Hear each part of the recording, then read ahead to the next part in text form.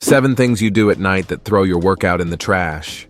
Many believe that if they're training well and following a good diet, they've done all their homework to build muscle.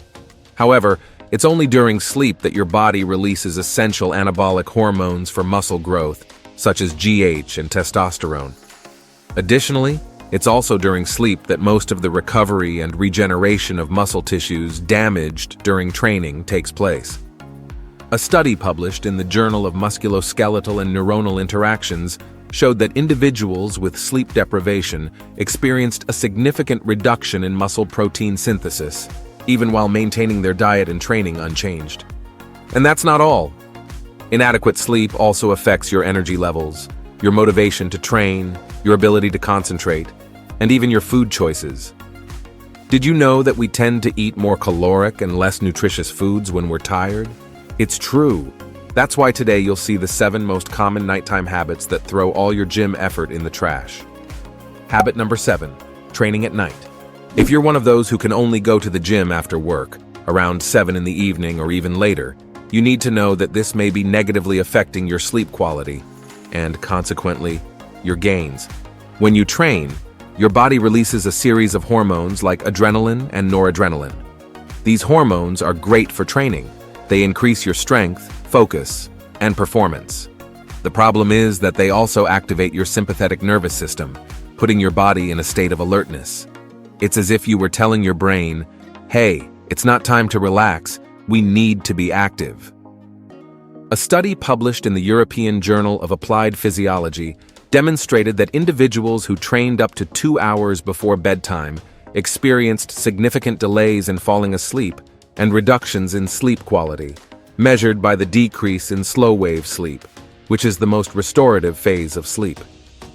In addition, physical exercise also increases body temperature, and to initiate sleep, your body needs to lower this temperature. If you've just worked out, your body will still be hot, which makes it even more difficult to fall asleep. But I know that for many people, especially those with a busy routine, the only time available to train is at night. If that's your case, try to do a really heavy workout. It seems counterintuitive, but physical exhaustion can overcome the hormonal alert state. When you're really exhausted, your body understands that it needs to recover, facilitating sleep even with elevated hormone levels. Another strategy is to finish your workout with light to moderate cardio for about 15 to 20 minutes. This helps lower adrenergic hormones and also cortisol, the stress hormone. It's like giving your body a signal to start relaxing. And last, but not least, try to finish your workout at least 3 hours before going to bed. This will give enough time for your nervous system to calm down and your body temperature to return to normal. But to be honest with you, the ideal would be to train in the morning or early afternoon when your body is naturally more willing and you have the rest of the day to recover. Habit 6, not eating carbohydrates at night. This is a myth that refuses to die. How many times have you heard that you can't eat carbs at night because they turn into fat? This outdated advice still circulates in many gyms and among people who want to lose weight, but science has already proven that it's not quite like that. When you consume carbohydrates, they raise your blood glucose levels, which stimulates insulin release from the pancreas. Insulin has the function of transporting glucose into cells, where it will be used as energy or stored. Insulin is a counter-regulatory hormone to GH. This means that when insulin levels are high, GH production tends to decrease. And since GH is fundamental for muscle recovery and fat burning, many think, if I don't eat carbs, I won't have high insulin, so I'll have more GH and burn more fat during sleep. The problem is that this reasoning ignores a crucial factor: cortisol. When you restrict carbohydrates, especially after a full day of activities and perhaps a workout, your cortisol levels tend to increase. Cortisol is a catabolic hormone, meaning it breaks down tissues, including muscle, to provide energy to the body. A study published in the Journal of Clinical Endocrinology and Metabolism showed that a carbohydrate-rich meal at night can reduce cortisol levels and improve sleep quality. This happens because carbohydrates stimulate the production of serotonin, a neurotransmitter that promotes feelings of well-being and relaxation, being a precursor to melatonin, the sleep hormone. Additionally, If you trained during the day, your muscles need glycogen to recover properly. Glycogen is the form in which carbohydrates are stored in muscles, and replenishing it is crucial for recovery. But remember, quantity and type matter. Complex carbohydrates such as sweet potatoes, brown rice, or oatmeal are better options than simple carbohydrates like sweets and sodas. And the amount should be moderate, appropriate to your level of physical activity and goals. Habit 5.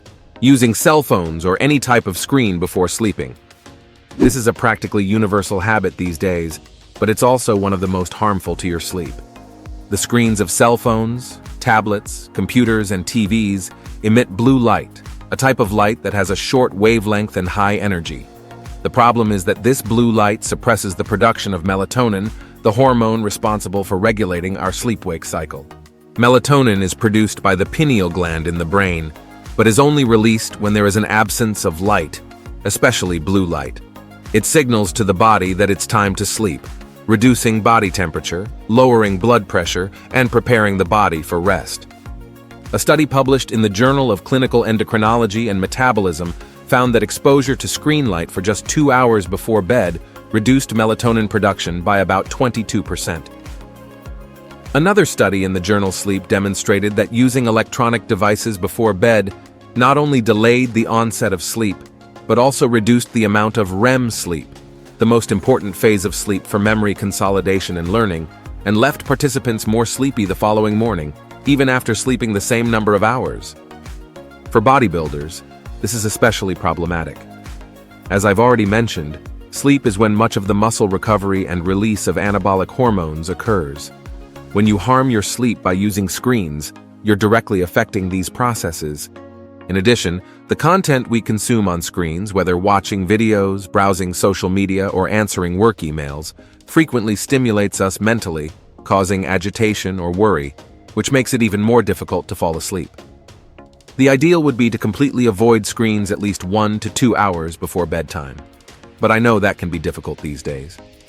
Therefore, some other alternatives include wearing glasses that block blue light at night, activating night mode on your devices, which reduces blue light emission, or replacing screen time with relaxing activities such as reading physical books, meditation, light stretching, or talking with family members. Before we continue to number 4, don't forget to subscribe to the channel. Having constant access to correct and science-based information is what will make you progress with health in the long term in the world of bodybuilding. Habit 4. Going to bed late. But I sleep 8 hours. I just go to bed at 2 and wake up at 10. If you think this way, you need to understand that when you sleep is as important as how many hours you sleep. Humans evolved over millions of years synchronizing their sleep-wake cycle with the light-dark cycle of the environment. Our ancestors went to sleep shortly after sunset and woke up with sunrise. This pattern deeply shaped our biology and hormonal system. One of the most important aspects of this natural rhythm is the peak release of growth hormone. Studies show that the highest peak of GH occurs during the first hours of sleep, usually between 11 p.m. and 3 a.m. This hormone is crucial for muscle recovery, fat burning, and overall health. When you sleep late, even if you complete 8 hours of sleep, you may be missing this natural GH peak. In addition, our body follows a circadian rhythm, an internal biological clock that regulates not only sleep, but practically all functions of our organism. When we sleep out of sync with this natural rhythm, various processes are affected, including the secretion of other important hormones such as cortisol, testosterone, and insulin. An interesting study published in the journal Sleep Medicine compared the sleep quality of people who slept from 10 p.m. to 6 a.m. with others who slept from 2 a.m. to 10 a.m. The results showed that the group that slept earlier presented a higher percentage of slow-wave sleep, the most restorative phase of sleep, fewer awakenings during the night, better muscle recovery, measured by markers of muscle damage, and also better cognitive and physical performance the next day. For bodybuilders, this means that sleeping from 10 p.m. to 6 a.m. can be much more beneficial for your gains than sleeping from 2 a.m. to 10 a.m., even though it's the same number of hours. Try to make a gradual transition, sleeping 15 to 30 minutes earlier each night until you reach the ideal time. Habit 3. Consuming caffeine after 3 p.m. Caffeine is probably one of the most used supplements in the fitness world, whether in the form of coffee, tea, pre-workout, or thermogenics. And for good reason, it really improves performance, increases focus, and even helps with fat burning. But when it comes to sleep, caffeine can be your worst enemy if consumed at the wrong time. It works primarily by blocking adenosine receptors in the brain. Adenosine is a substance that accumulates throughout the day and causes drowsiness. It's one of the mechanisms the body uses to signal that it's time to sleep. By blocking these receptors, caffeine tricks your brain, reducing the feeling of tiredness. The problem is that caffeine has a long half-life in the body, about 5 to 6 hours, and sometimes up to 8 hours. This means that up to 6 hours after consuming caffeine, there is still approximately half of the original amount circulating in your blood. And for some people, especially those with slower metabolism or liver problems, this time can be even longer. A study published in the Journal of Clinical Sleep Medicine demonstrated that consuming caffeine up to 6 hours before bed significantly reduced the total sleep time of participants. Even when they didn't perceive themselves as being more alert, sleep monitors showed reduced sleep quality. Another study in the journal.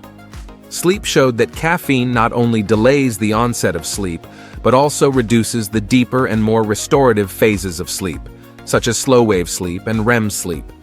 This is especially problematic for those who train, since these phases are crucial for muscle recovery and the release of anabolic hormones. For those who train in the afternoon or evening, pre-workout with caffeine can be particularly harmful.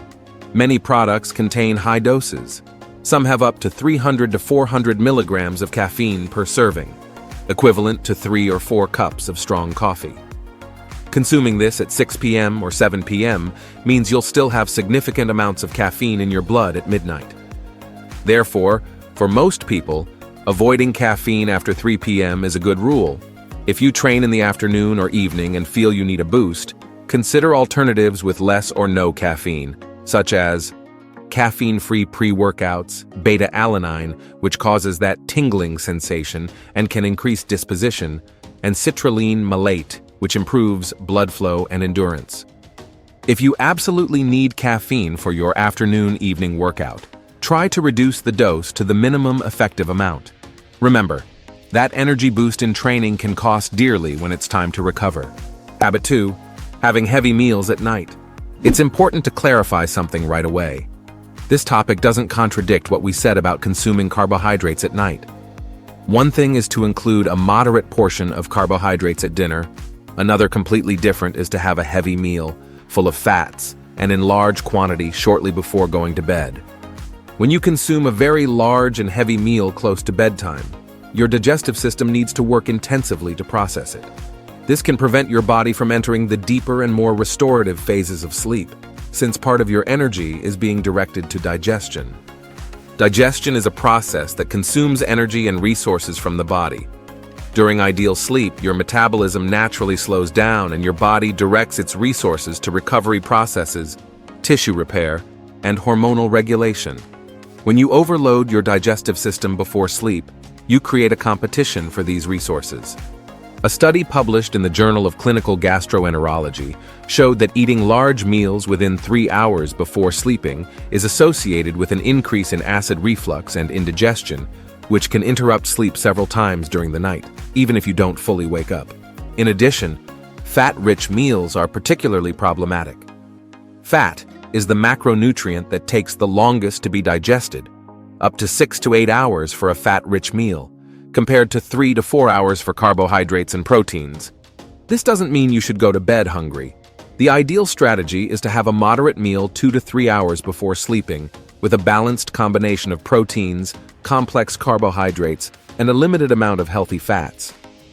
If you feel hungry closer to bedtime, a small snack can be beneficial, as long as it's something light and easy to digest.